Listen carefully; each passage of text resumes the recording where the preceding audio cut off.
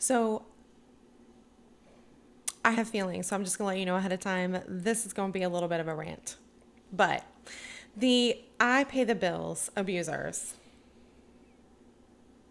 they are so widely off the mark, it's not even funny. Now, and I do obviously caveats for everybody, because there are some abusers who are using their position as the quote unquote breadwinner to power over the victim. And then some abusers are maybe the ones at home and using that position and then social support to overpower the abuser, as if their job is more important. And none of these are true.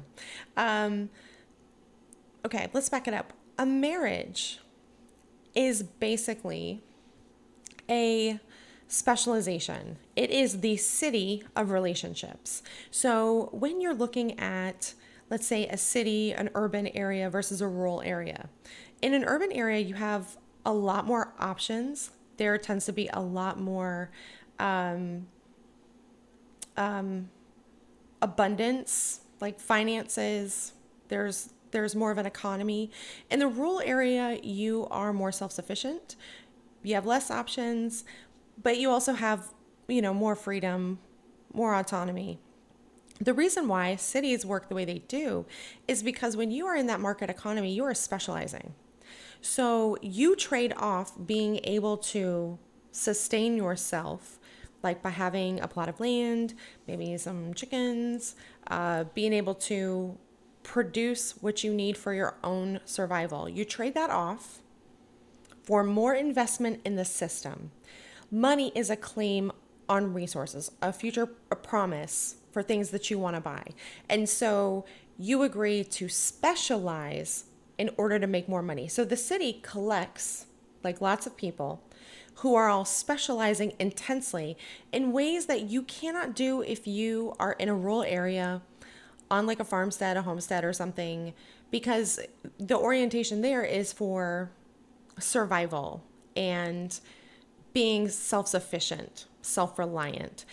And just on a side note, this is often why there's such a dichotomy on political issues between, in America, between like Democrats and Republicans, because this mindset, very different from this mindset. So you trade off. Okay, I'm going to hyper specialize because we increase efficiencies. We can produce more goods. We can produce more market and economy. The flow of goods can go through faster. And so, for example, my degree is as a paralegal. You do not need to know anything about paralegaling to be alive in this world. That is a hyper specialization. Whereas to be alive in this world, you need to know how to get food, make food, find water, have potable water, sewage management. Those, your essential things that keep you alive. The thing is, though, when you are not specializing and you're hyper focusing on that, you end up in subsistence living. So people make that trade. I will be less self-sufficient for the increase opportunities that I can gain. A marriage or a true partnership is more like this. It's not two business entities coming together and saying, "Oh, we're just going to be in a business partnership like two vendors or something." We're individual equal businesses, completely self-sufficient, and we happen to have like a financial or otherwise relationship. A marriage is more, each person is hyper specializing for the goals of that like family unit. And so one person may hyper specialize in having a marketable job where they're getting paid for their labor, while the other person may hyper specialize in running the household. There's what's it called? Castles. There were people in castles and mansions whose job it is to run the castle or mansion. And having keys as a sign of your office is like a really big deal. And so you being someone at home, not necessarily in the exterior market economy, did not make your labor less valuable. However, we have some people that are running around with the idea that either you are 100% self-sufficient in this relationship, and therefore they like the dual business model, or maybe they're taking on one of those hyper specialized roles and using it to power over the other person. And the I pay the bills person is one that we are all intimately familiar with. That person has been around for generations, because the home labor hasn't been as valued in our society as being a quote unquote productive member of the capitalist economy. A lot of people end up sliding in to that home position because it is legitimately more expensive to put your kids in daycare in much of the world. Actually, I will say developing economies, their labor tends to be cheaper, so it's a lot easier to get people to do those types of jobs cheaply. But so the interesting thing being, the more developed your economy, the more money it costs to pay someone to do that, and the less financial sense it may make to bring in like another person to watch your kids or to drop your kids off somewhere. So anyway, the point of this video is that, first of all, in a marriage, it's not my money is my money, your money is your money, not from a legal sense, with broad exceptions. Like inheritance, that's an exception. If you inherit money, that is your money. That is not a marital asset. And again, obviously, this is not legal advice. Always check your local laws, legislation, blah, blah, blah. But, like an inheritance, that would be your money. Anything you come into the marriage that has not been commingled in the marriage, that would be your money. But income made during the marriage, possibly assets, depending on what they are, obtained during the marriage. So the presumption being, with exceptions, that things obtained during the marriage are properties of both parties of the marriage, because the government is treating you now as a single entity. So the government is not looking at you like two separate businesses that happen to be legally linked. You are positioning yourselves in the eyes of the government as a unit. And so the government will treat you as a unit, therefore the assets as a unit, again, with exceptions. Also, it's important to remember that anytime someone says, but I pay the bills, they would be paying those bills anyway. You're paying those bills. The only reason the other person hyper specialized, let's say in childcare, is because the unit was like, oh, let's have children and add to this family unit. And then therefore there's a calculus that has to be made there as to who is doing what labor. You've got to rework sort of the base terms of the marriage. So when someone says, but I pay the bills, they'd already be paying the bills. Those bills are getting paid. And you wouldn't be in the position you're in were you not together as a married couple deciding to expand your family. Again, reproductive coercion excluded from this. So the I pay the bills people, it's not their money. They are not in charge. They do not get to use that to power over the person who stays at home. The person who stays at home does not have a boss. The person who is coming in, saying I pay the bills. They are trying to put themselves in the position of your boss, but they are not your boss. You are two independent people who've hyper specialized. You now have different specialties within the marital unit. Also, this does not mean that the person who's at home has to do childcare, home care, 24/7, 7 days a week. That is not what that means. Everybody's at work, hyper specializing, and then we come home and we do things together. And the way that I explain it, like to my son, for example, is we all live here. We are all responsible for doing what we can to take care of the place that we all live. Some of us are going to have more or less capacity depending. So for example, if you are if the person who's quote unquote paying the bills is like a surgeon, you're going to make that calculation probably like, okay, these are very long hours. This is a very cognitively intense and physically intense job. This may not make sense for you to come home and be doing things. That doesn't mean, however, that the work that's being done at home is less important. It doesn't mean that the person who's the surgeon is more important. You're just, okay, we're hyper specializing. How do we optimize this in a way that makes sense? You can really only do this with someone you highly trust, because this goes off the rails so fast. The entitlement. I was having this conversation with my ex-husband, actually, who is very nice to me now. He's made a lot of work to make amends toward me and our son and our relationship. But I told him, I was like, who would take that deal? Oh, let's get married, and then you make the money, and then I'm stuck at home. But supposedly it's a benefit for me, even though it's labor, like the person who's working doesn't want to do. But also I'm stuck at home and I have no say over the quote unquote money. So even though you're the breadwinner, I'm not participating in any of the bread. I'm not eating the bread. I'm not deciding where the bread goes, the allocations, or anything like that. I'm completely underneath someone else's, like, like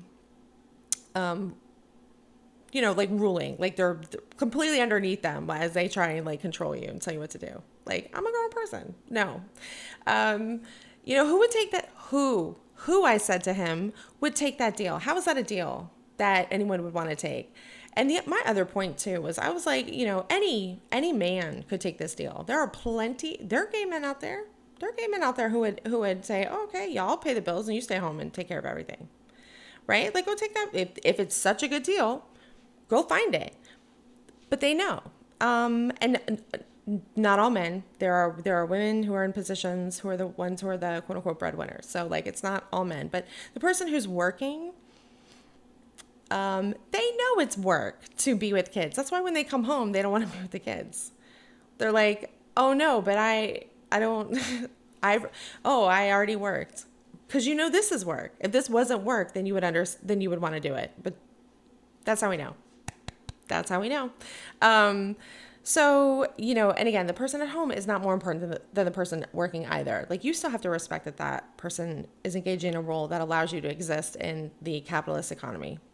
Again, hyper specializing. One person is not over another. The resources are being mutually allocated and decided together. It's not one person at the expense of another. Now, I will say, as I've said in other videos, when you have kids in the mix, sometimes you do have to make the calculus of like, okay, I need to power over this other person, even though I would not normally do that, like for the child's benefit. So I don't know, like if maybe you have one parent that's like a vaccine person and one parent who's not. If I'm the vaccine parent, I'm going to use my position and legal standing to power over the other parent for that specific issue. So I'm not saying never, but we want to be like real intentional about how we do that. But anyway, paying the bill. So, what ends up happening is the person who's working at home lives for free in the eyes of the working labor person in the market. And that's because they don't see all the work that this person is doing. And it's not valued. And so they come home and they start nitpicking it apart, and you're sitting here going, excuse you, you do better. Like, I was working today. And so that fundamental lack of respect for the work that the stay-at-home parent is doing then starts to lead the other parent into being abusive. And they think they're in the position of power and authority because they are making the money. So that's one way that things can slide into an abuse dynamic and you were not expecting it. The other thing too is like, there are things where the better you do, the more invisible the labor. So I've mentioned that in terms of therapy. Sometimes the better a therapist is, the more you don't recognize the level of work they are doing, because it's subtle.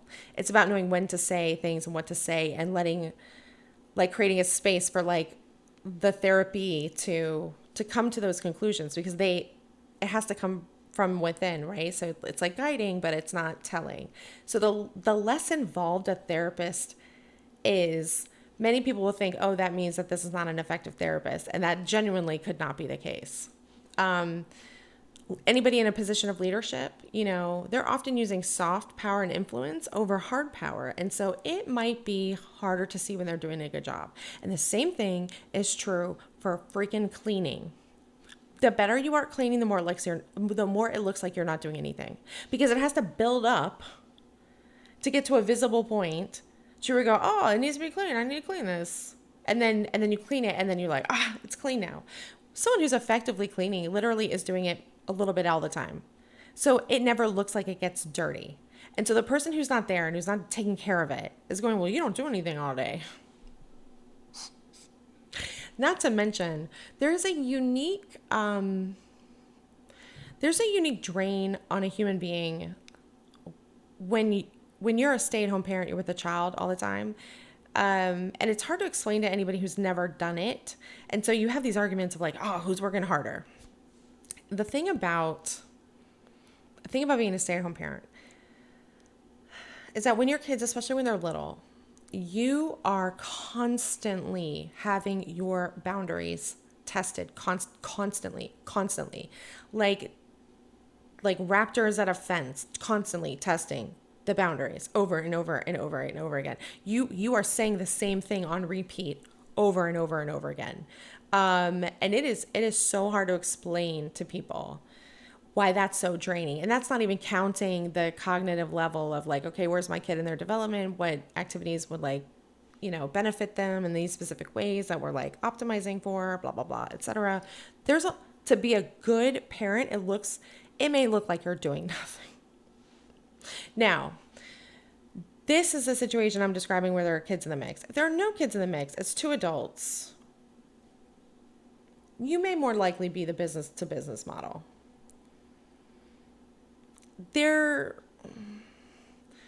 A stay-at-home person needs to be doing something that contributes both to the family and like to the world. Whether or not that gets paid, I'm not saying that is the case. But they need to be doing something that does contribute to the home and then does contribute to things outside. Like, there should never be a situation where someone sits at home and spends all day gaming and just consuming things online or on TV or something. You need to be creating, not just consuming. So when you have that situation and you have a person who's just sitting at home doing nothing, literally not the cleaning example, they're like literally doing nothing. Okay, that is not fair either. So I think there's a lot of nuance, and I feel like this discussion is one where nuance doesn't often enter the discussion well, because they swing either to the like, oh, the person making the money is the person who's doing the most work, or, oh, the person who's doing the stuff at home is doing the most work. And it's like, that's the wrong model. The model is we're hyper specializing to be more financially efficient in this like situation that we live in. And so this is why a lot of relationships break down at this point, because if there's not a fundamental respect for every single person and their contribution, and like a realistic understanding of what each person is doing, then it's so easy to get sucked into, well, they're doing nothing, I'm doing everything. Hope this makes sense. And I'll talk to you next time.